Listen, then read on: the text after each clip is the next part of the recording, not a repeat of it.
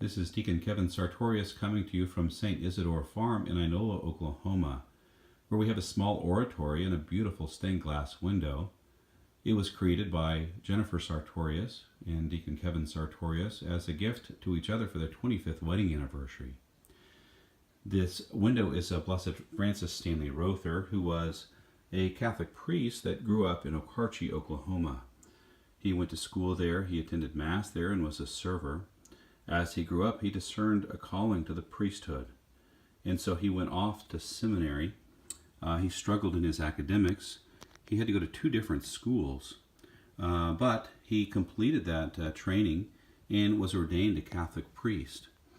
You can see here on the glass that he was baptized 2 days after his birth on March 29th of 1935, and then he was ordained in May of 1963.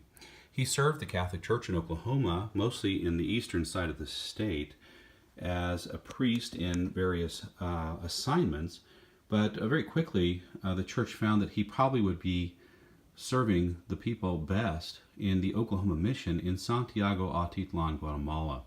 So off he went on that assignment. It's an assignment that he served in for 13 years. He immediately saw that he could help them with their agriculture. Having been a farm boy, he knew how to grow productive crops and how to do it in a way that was sustainable.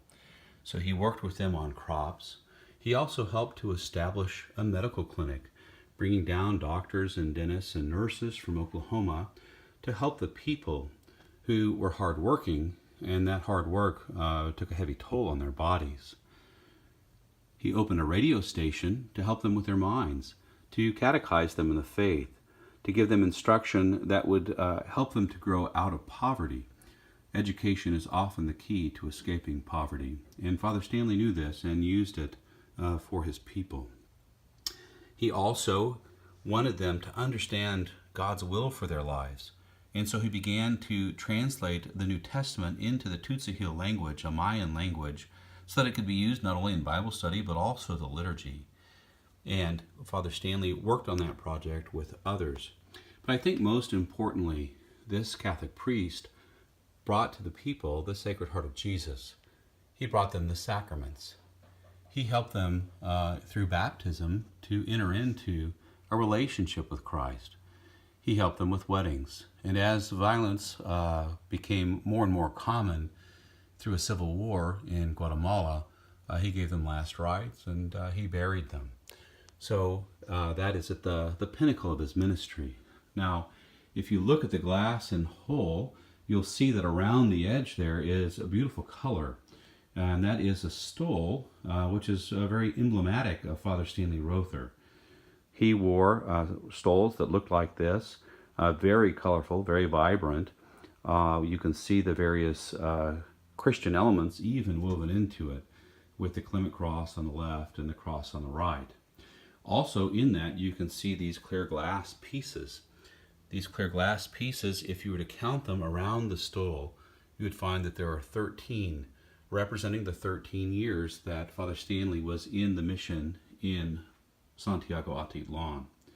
Well, it was because of that time that he spent in getting to know his people, in serving them with agriculture and medicine and education, helping to bring them the word, giving them the sacraments, that the people loved him, that he helped to lift them up. But also, it is for that same reason that the people who were in the Civil War, the government, who wanted to oppress the people, came to dislike Father Stanley. He was placed on a death list, but was not allowed to continue his ministry without being threatened. And so he knew that this was probably his future martyrdom, but did not run. He said he was the shepherd who couldn't run. And so we have this red line around the window representing his martyrdom, where they came into the rectory one night in July of 1981, shot him, and killed him. It was unbelievable to kill a Catholic priest for the Tzotzil people, and yet they knew he was at risk. They grieved the loss, but also they knew his holiness. Immediately they took his heart and buried it because it was that heart that was the representation of all the good that he gave the people of Santiago Atitlan. It was because of his martyrdom that the Lord judged him favorably.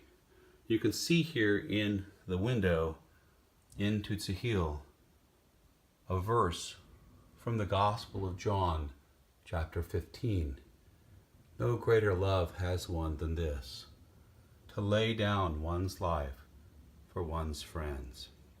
This is exactly what Father Stanley Rother did. He laid down his life for his friends, and in doing this, Father Stanley earned the crown of martyrdom. And the Lord judged him and gave him an opportunity to bring glory to the church, glory to God.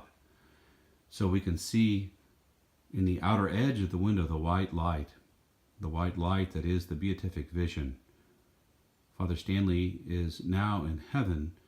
We should pray to him for the intercession of Father Stanley Rother for those who still have needs on this earth.